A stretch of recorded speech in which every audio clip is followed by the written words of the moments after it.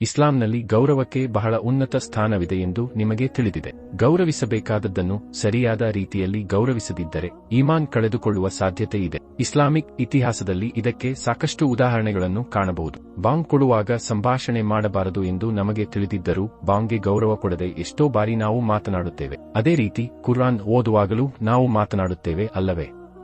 ಈ ವಿಡಿಯೋ ನೋಡಿ. ಒಬ್ಬ ವ್ಯಕ್ತಿ ತನ್ನ ಬೆಕ್ಕಿಗೆ ಅಲ್ಲಾಹನ ಹೆಸರಿರುವ ಚಿತ್ರವಿರುವ ವಿಡಿಯೋವನ್ನು ಮೊಬೈಲ್ನಲ್ಲಿ ತೋರಿಸುತ್ತಾನೆ. ಆ ವಿಡಿಯೋದಲ್ಲಿ ಕುರ್ಆನ್ನ ಆಯತುಲ್ ಕುರ್ಸಿ ಕೇಳಿಸುತ್ತದೆ. ಕಾಪಿರೈಟ್ ಸಮಸ್ಯೆಯಿಂದಾಗಿ ಆ ಆಡಿಯೋವನ್ನು ನಿಮಗೆ ಕೇಳಿಸಲು ಸಾಧ್ಯವಿಲ್ಲ. ಪ್ರತಿ ಬಾರಿಯೂ ಆ ವ್ಯಕ್ತಿ ಮೊಬೈಲ್ ಅನ್ನು ಬೆಕ್ಕಿನಿಂದ ಕಿತ್ತುಕೊಳ್ಳಲು ಯತ್ನಿಸಿದಾಗ ಬೆಕ್ಕು ತನ್ನ ಯಜಮಾನನನ್ನು ತೀಕ್ಷ್ಣವಾಗಿ ನೋಡುತ್ತದೆ ಮತ್ತು ಮೊಬೈಲ್ ಬಿಡುವುದಿಲ್ಲ. ಇದರಲ್ಲಿ ದೊಡ್ಡ ವಿಷಯವೇನೂ ಇಲ್ಲ ಎಂದು ಭಾವಿಸುವವರು ಈ ವಿಡಿಯೋವನ್ನು ನೋಡಿ. ಒಬ್ಬ ವ್ಯಕ್ತಿ ಬೆಕ್ಕಿಗೆ ಆಹಾರ ತೋರಿಸಿ ಮೊದಲು ಒಂದು ಪುಸ್ತಕವನ್ನು ಇಟ್ಟು ಅದನ್ನು ಆಕರ್ಷಿಸುತ್ತಾನೆ. ಬೆಕ್ಕು ಆ ಪುಸ್ತಕದ ಮೇಲೆ ಹೆಜ್ಜೆ ಇಡುತ್ತದೆ. ಆದರೆ ಆ ಪುಸ್ತಕವನ್ನು ತೆಗೆದು ಕುರ್ಆನ್ ಇಡುವಾಗ ಬೆಕ್ಕು ಕುರ್ಆನ್ ಮೇಲೆ ಹೆಜ್ಜೆ ಇಡುವುದಿಲ್ಲ. ಸುಬ್ಹಾನಲ್ಲಾ.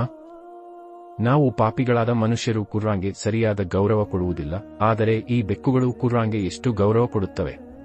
ಇಂತಹ ಕೃತ್ಯವನ್ನು ಒಂದು ಬೆಕ್ಕು ಮಾತ್ರವಲ್ಲ, ಇತರ ಬೆಕ್ಕುಗಳು ಮಾಡುತ್ತವೆ. ಅದಕ್ಕೆ ಸಂಬಂಧಿಸಿದ ವಿಡಿಯೋಗಳು ಈ ವಿಡಿಯೋದ ಕೊನೆಯ ಭಾಗದಲ್ಲಿ ಕೊಡಲಾಗಿದೆ. ಎಲ್ಲರೂ ನೋಡಲು ಪ್ರಯತ್ನಿಸಿ. ಒಂದು ಘಟನೆಯನ್ನು ಹೇಳುತ್ತೇನೆ. ಅಲ್ಲಾಹನ ತಿರುನಾಮವನ್ನು ಬರೆದ ಕಾಗದವೊಂದು ಅಶ್ರದ್ಧೆಯಿಂದ ಬಿದ್ದಿತ್ತು. ಜನರು ಅದನ್ನು ತುಳಿದು ನಡೆಯುತ್ತಿದ್ದರು. ಆಗ ಒಬ್ಬ ವ್ಯಕ್ತಿ ಬಂದು ಆ ಕಾಗದವನ್ನು ಎತ್ತಿ ಸುಗಂಧವನ್ನು ಹಚ್ಚಿ ಗೌರವದಿಂದ ಬೇರೆಡೆ ಇಟ್ಟ. ಆ ದಿನ ರಾತ್ರಿ ಅವನಿಗೆ ಕನಸು ಕಾಣಿಸಿತು. ಅದರಲ್ಲಿ ಒಂದು ಅಶರೀರಿ ಧ್ವನಿ ಕೇಳಿತು. ಹೇ ಬಿಷರ್, ನೀನು ನನ್ನ ಹೆಸರನ್ನು ಪವಿತ್ರಗೊಳಿಸಿದ್ದರಿಂದ ನಿನ್ನ ಹೆಸರನ್ನು ಎರಡೂ ಲೋಕಗಳಲ್ಲಿ ಪವಿತ್ರಗೊಳಿಸಿದ್ದೇನೆ. ಈ ಘಟನೆಯ ನಂತರ ಸಾಮಾನ್ಯ ಜೀವನ ನಡೆಸುತ್ತಿದ್ದ ಬಿಷರ್ ಹಾಫಿ ರಜಿಯಲ್ಲಾಹು ಅನ್ಹು ಅವರು ಅಲ್ಲಾಹನ ಒಲಿಯಾಗಳಲ್ಲಿ ಪ್ರಮುಖರಾದರು. ಅಜಾಗರೂಕತೆಯಿಂದ ಗೌರವ ಕಡಿಮೆ ಮಾಡಿದವರಿಗೂ ಆಶೀರ್ವಾದ ಕಡಿತಗೊಳ್ಳುವುದಾದರೆ ಉದ್ದೇಶಪೂರ್ವಕವಾಗಿ ಪವಿತ್ರ ಕುರ್ಆನ್ಗೆ ಅಗೌರವ ತೋರುವವರ ಎರಡೂ ಲೋಕಗಳ ಜೀವನವು ಎಷ್ಟು ಕಹಿಯಾಗಿರುತ್ತದೆ.